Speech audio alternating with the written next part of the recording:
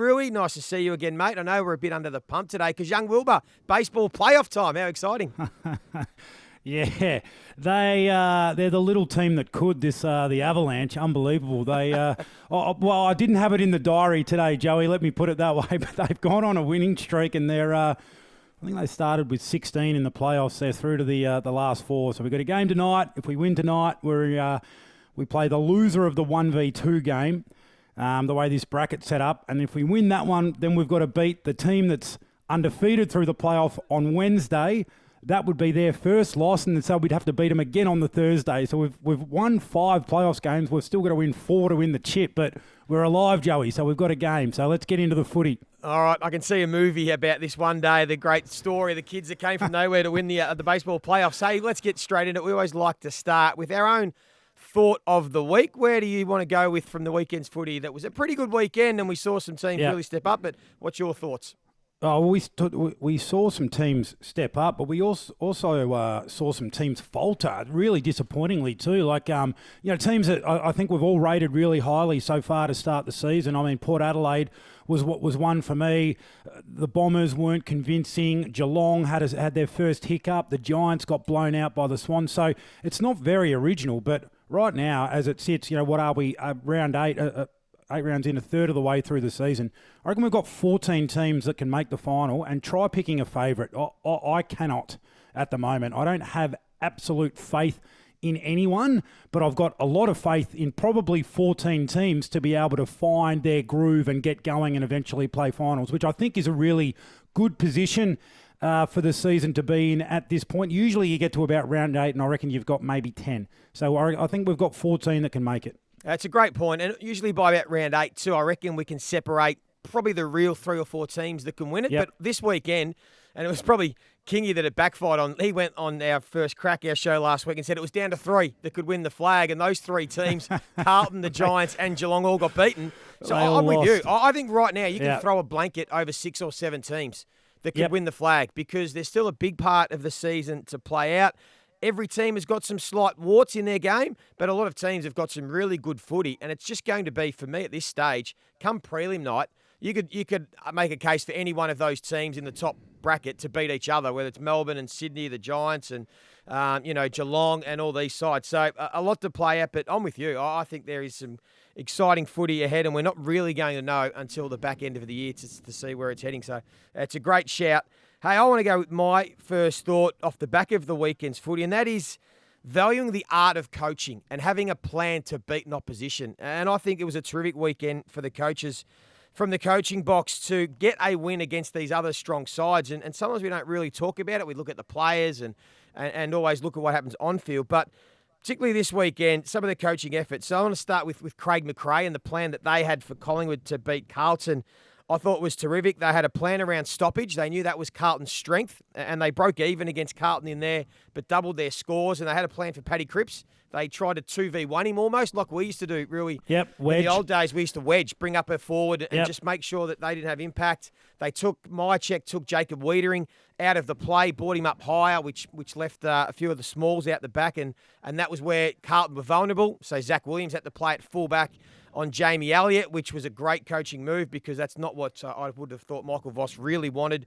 And it had a huge influence. Then you went to the Port Adelaide game, and you mentioned how disappointing Port Adelaide were. But Adelaide's plan, I thought, was terrific, because they mentioned pre-game, Matty Nix did, you don't want to get caught playing a shootout against Port Adelaide and playing through the corridor, because that is what they love, and that's their strength. So Adelaide, even though they are pretty good at coming through the corridor from their back half, they played wide and safe. So they said if Port Adelaide win the footy back in their front half, which they do as well as any team in the comp, it's going to be tough for them to score, because they're going to be coming in wide. And that's part of the reason why they kicked their 5 goals 18 or whatever it was, because they didn't get great looks through the corridor.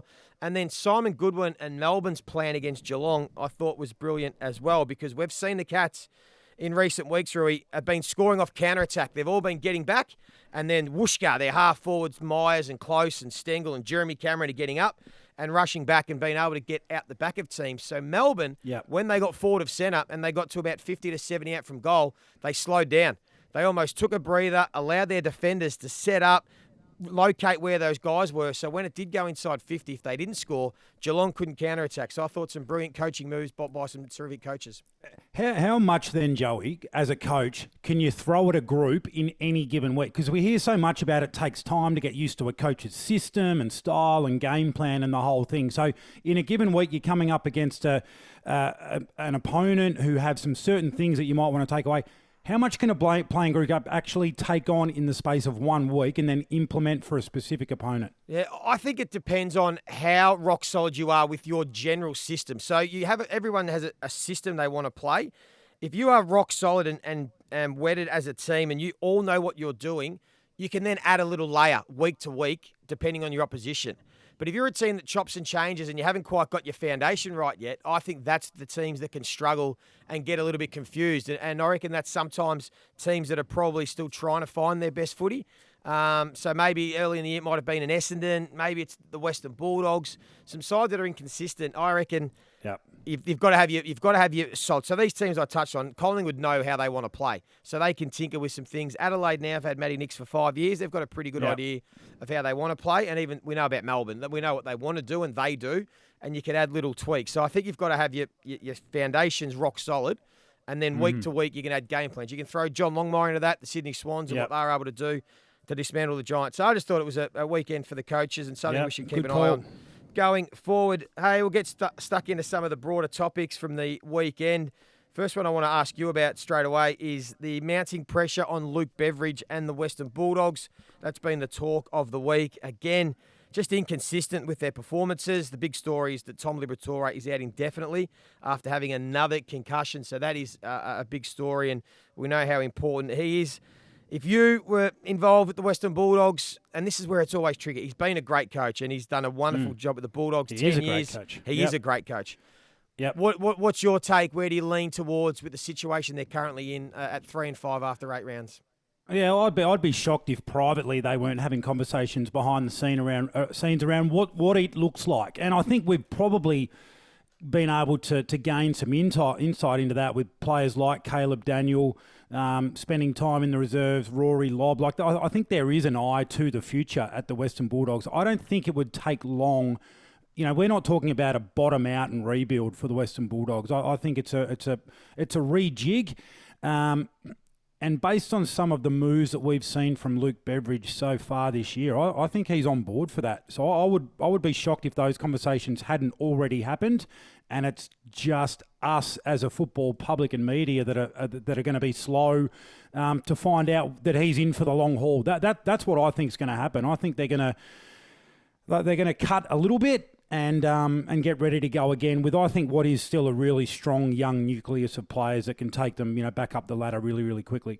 Yeah, it's a great point, because there is the narrative, and it's probably been driven by some in the media that, this is a Western Bulldogs list that should be playing top 4, should be playing off in grand finals. But if you listen to the noise coming out of the Western Bulldogs, they have almost been saying for weeks, we are regenerating on the run a little bit. And I did an exercise, and I wish I had it with me now, that there are about 8 different players playing this season and consistently playing that weren't playing at the back end of last year when they were trying to make the finals and scrape in, like Sam Darcy's replaced Rory Lobb, and some young players have come in.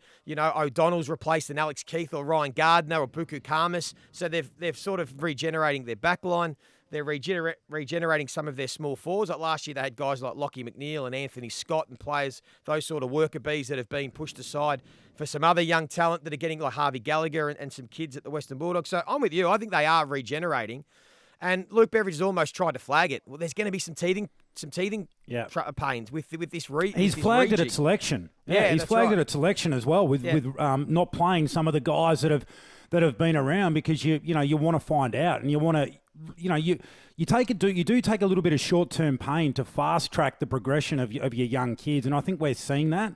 And I think probably the writing's been on the wall for the rest of us to catch on. Yeah, I'd be shocked if he wasn't there again next year based on what we've seen at the selection table. And certainly they should be playing better, and that's fair and right to right. They should have beaten Hawthorn. But yeah, so the key is, you reckon, for the Western Bulldogs hierarchy, and Amit Baines, our good mate's involved in that, to stick fat and say, no, we know. I think so. Where we're going, or they have to believe in this regeneration and stick with Luke Bevo. Good one. Assuming they've had that conversation already and they're all on board with it. They don't necessarily need to articulate that to the rest of us. But if they've got that plan, well, then, you stay the course. And that is the question, because whether they are on the same page or whether If there they is don't, higher Joey, expectation. Yeah. If they don't and they haven't had those conversations and they're not on board as a collective, well, then that's an indictment on them. But I would assume that they would have had those conversations. Yeah, spot on. Hey, let's move on to another question, a topic I want to ask you about is big Tommy Hawkins. A bit of talk around the big fella. He hasn't kicked a goal for 4 weeks, which we know is very rare. What's your take on a veteran? He's now 35. I think he might even be 36, coming towards the end, not kicking a goal. I don't know if you went through 4 weeks without kicking a goal, but there was a little lean patch there somewhere, I'm sure, Rui, late in your career. What's your take on Tom Hawkins? Should we be worried? Should he be worried? Should the Cats be worried? Or is this just all part of it as you get on and they're still winning, so it's fine? I mean, I think it's part of it. Tommy would be hating it, I would assume. I mean, I don't think any key forward wants to go a month without hitting the scoreboard. So there would be a part. I mean, he's a competitor. He's a proud guy. There would be part of him that would want to be hitting the scoreboard, absolutely. But I also know he's one of the great team players that we've seen, and the team's been playing really good footy. So, he will be performing a role. He's still getting, the best or the second best defender every week. Jeremy Cameron's form has been really good, apart from the weekend when, they all had a down week, really. So the forward line's functioning. I think it was a couple of weeks ago, Joey, we were talking about the Cats having the best forward line in the competition on Footy Talk. So, I'm not too concerned about the Tomahawk. This is what happens. You have these conversations and then you watch. He'll come out and kick a handful next weekend. Yeah, probably. Probably will. One thing I will say is because they are still winning and the forward line is still functioning despite Tom Hawkins having no influence, they have a pretty handy youngster in Shannon Neal who played one game this year when Hawkins was rested and did a great job. Kicked 3 goals, looked really good. I maybe would think about just resting maybe Tomahawk a bit more often than they might have planned and just give Shannon Neal 5, 6, 7 games this year and keep the Hawk more fresh for the back end of the year. Because if they look at it and go, well, we're winning and Hawkins isn't kicking a goal, what's wrong with actually just giving him a week off and just saying, we don't need him this week. Freshen up. You get Shannon Neal, more opportunity. Get a better look at, who's going to be the Hawks' replacement. Cats can keep winning, and then you get a fresh Tommy Hawkins in time for finals and another crack at a flag. Hey, another key forward I have to ask you about because it's been a bit of a frustration at the moment of St Kilda fans. It's the form of Max King. He's just kicked the 7 goals in 5 games this season. We know he's had the suspension and some injury troubles, but the Saints fans all know that if they want to get to where they want to get to, Max King has to be that number one elite key forward that can take them there. We haven't quite seen it as of yet. If Max King was to come to you and either ring for some advice or for some coaching, where would you start with Max to get the best out of him? Is it on field with his technique and his tactical nous, or is it more the mental side of it? I don't think it's a mental side of it because I think he's a competitor. I think there's an element of forward craft. I think when you've been so big, so strong, and so much faster than everyone else for a long, long period, you probably don't develop the level of forward craft out of necessity that you need to because you can win on athletics more often than not. But when you get smart defenders, when you get equally good athletes playing against you, and that they take away your space, they seal you in, they take away your run and jump. Well, then you've got to go into your bag of tricks. And for me, from watching Max over a long period, it's the bag of tricks that hasn't quite evolved fully yet. We know it can take time with key forwards. So I would want to see a little bit more nuance in his forward craft. His backside leads. The other thing he has is he has enormous running power. So I don't see enough, and this might be an instruction that he's just told to play deep all the time, but getting your defender up and then actually working them over with your speed back inside, back towards 50, coming back, this sort of direction. I think he's got the ability to, if he played like Charlie Curnow with his tricks and he's getting the defenders up and bringing them back, he's got all the tools to absolutely torment defenders with that. So that's the part of his game that I would like to see evolve over the course of the next year and 2 years. And you're right, you do need continuity to be able to do that. And he's had injuries, he's had suspension, so hopefully he gets a good run at it now. All right, we'll keep track of that one. Just quickly, Callum Ward, 300 games this weekend. Well done to him. He's an absolute star. He's a player that you just would love to have in your team and as a leader, so well done to him. He's been an absolute beauty. The Hawks, gutsy win. James Sicily, another captain, playing hurt going forward, kicking the match winner. Well done to him. Hey, Magpies, got to quickly touch on what do you reckon? Let's do it in Real Talk, Shit Talk. We'll get to it. We'll get to that in a minute. Last one, I want to touch on Melbourne. We spoke about them, gutsy win. Really liking the way we're going about it. We will take a break then, Roo. We will get to some more topics in our segment, Real Talk, Shit Talk. But if you are listening on Spotify, please hit the bell and be notified when we drop a new episode. You're listening to Footy Talk. If you have a question for us, get on Instagram at footytalk_pod or on TikTok at footytalkpod. Here with Rui, play our game of Real Talk, Shit Talk, some sort of topics that are swirling around and whether we agree or disagree with them. I'll start with you, Rui. The standard of umpiring has never been poorer than it currently is. Real talk, shit talk. Yeah, poor and confusing. I mean, I always defer to, the greatest to ever do it, Lee Matthews, when he was talking about holding the ball over the weekend, and I'm the exact same. Like and when you're not as up to date with the narrative that's coming out of AFL House, or you're wondering, have I missed something? Like, has there been an instruction on certain rules to not pay this? So, like, the dissent, I saw 4 or 5 on the weekend, dissent rules that just, it was either paid or it wasn't, and it's gone you just can't work. It's gone, so that's gone. And then holding the ball for me is an absolute lucky dip. So I think it's hand in hand with the MRO and the consistency there, and what constitutes incorrect disposal with holding the ball. I have absolutely no idea anymore. So for me, I'm not sure if it's a directive or it's a standard of umpiring. It has to be one of the two. But yeah, it's an issue, I think. Joey, one for you. The Suns, despite all of their good form and improvement, they're still not ready to play finals. Yeah, that's real talk. I think there was a lot of hype again around Gold Coast. This was a big opportunity, Sunday night Q clash, to see whether they're up for it. They weren't. They're still a while off. We know that Dimmer's got some young kids in and they've got some young talent, particularly with these academy boys. But this year, I don't think they'll play finals. They're still a fair way off for mine. Their wins have been against bottom teams at home this year. They haven't stood up against any of the strong teams. So not quite ready yet, but that's okay. As we know, it takes time to rebuild. And when they do come, it might come with a rocket. I just don't think it'll be this year. Hey, Rui, Caleb Sarong will win the Brownlow medal. Real talk, shit talk. Real talk. Real talk, Joey. He is a little off Broadway on the other side of the country. He polled in 8 of his last 9 games last year, so proven vote getter. The Dockers are winning as opposed to last year, so they're going to poll a lot of 3s and a lot of 2s if they keep that form up. And who's the one?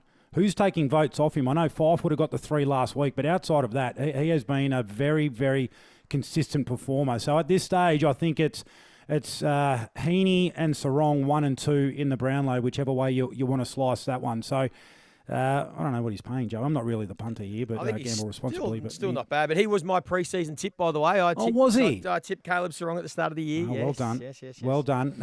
Okay, I've got another one for you. And everyone's hoping, I say the rest of the competition are hoping it's not the case, Joey. But they look good. The Pies are back. Yeah, I'm back into that. Real talk. I wasn't so sure about 3 weeks ago. I was a bit concerned about the Pies. Again, talk about coaching, the ability now just to tinker the way they've played. It looks different to last year, but they've still got firepower, and their intent and their pressure is back. So that's the key for me. I'm loving their small ball forward line. So it's basically been Myercheck and then a little bit of Mason Cox down there. And the rest of those smalls are just getting after the opposition and causing all sorts of chaos. Brody Myercheck's going to be out now for a couple of weeks with a hamstring. So they might even go smaller, or they'll have to bring in one of those kids, McInnes or Ash Johnson maybe. But I like the way they're going about it. I think they're now, you can throw them in the blanket with those other 5 or 6 teams we've mentioned earlier in that top bracket that can win the flag this year. So that makes it exciting for the competition that the Pies are still just lurking. The reigning champs are just going to be probably in the bottom half of the 8, but they're going to be one of those teams you don't really want to be facing if they are humming in finals. And as long as they've got Nick Dacos in their team, Rui, they can win any game of football against any team. Man, it's freaky what he's doing. It's absolutely. Hey, absolutely bonus question. Castlemaine. Yep. They got the steal of the Carlton draft last week. Pick 5 I went last. I didn't get selected. I was the fat little kid against the You're wall. a first rounder. First round draft yeah, pick. that's right. Castlemaine. What was the Castlemaine? What? Don't know what They got the steal of the draft. Oh, I'm worried about Castlemaine. I'm worried about them. I'm not sure what I can deliver. I've got about Worried 8 weeks. for them? Worried for them or about them? I'm worried for them when I come and play. Yeah. I hope Yeah, they don't yeah, think I'm yeah. going to do too much for them. I've got 8 weeks to get in some sort of shape. We'll be right. It's going to be good fun. I'll make sure I make up for it off the field. It's been great, but yeah, good luck to Castlemaine. I'll be playing for them against. I think I'm playing against Eaglehawk, Jarangiri's old mob down in the Bendigo League. So that should be fun. Very good. Hey, I know you got to get going. You've got playoff baseball. Don't be one of those dads. Just let the boys go about their business. You just keep quiet on the sidelines. If you are listening to Footy Talk and you want to get involved, make sure. Real Damir Dokic vibes. I know, I can see that about you. You just keep quiet. Don't get any fights with other parents. If Footy Talk, get involved. Send us a message on Instagram. Tomorrow, Abby Holmes and Jack Heverin are joined by Aaron Phillips to take a look at the week from a player's point of view. Until then, enjoy your Tuesday. Peace. Cheers for watching Footy Talk. New episodes with Rui and I every Tuesday.